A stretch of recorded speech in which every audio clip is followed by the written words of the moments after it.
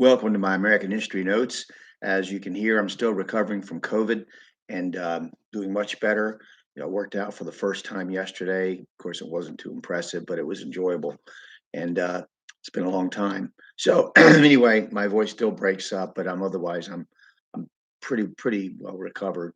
Um, so we're going to continue talking about Jimmy Carter's presidency. There's so much there, so much important things that to cover, and I'm just skipping the surface. So these are my conclusions on American history.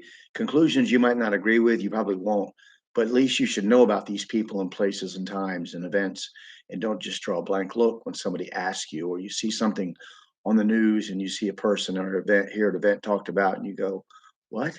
So hopefully this will get you to really dig into American history.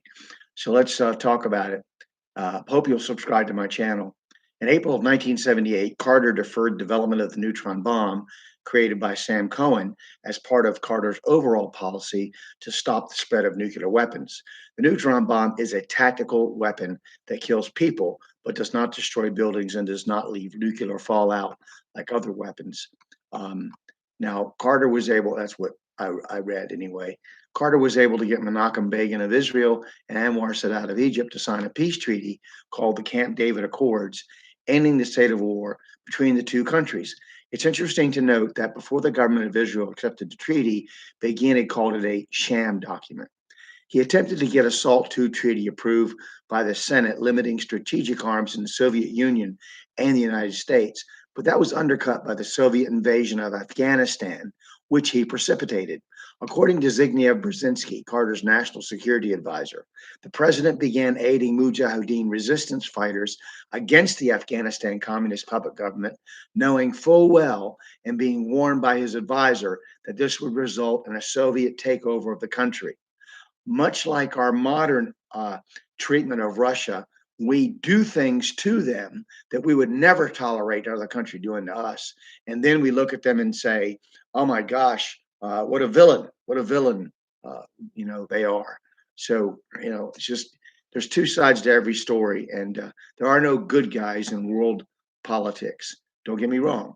I'm not saying that Putin's a good guy or anything like that, but I'm saying that they're behind what we're complaining about them doing, like for instance, to build up into Ukraine, next to Ukraine right now. There's a reason for that. There was a coup instigated by the US and the European Union, which put a pro Western Ukrainian government in Ukraine. And there's a lot of things there. So, anyway, don't just think everything happens in a vacuum and we just are appalled. The efforts by the CIA 6 months before the Russian invasion to effect the overthrow of the puppet government had also been admitted by Robert Gates, former CIA director, in his memoir From the Shadows. Brzezinski said that it was not the intention of the Carter administration to provoke an invasion, but they realized it was a possibility.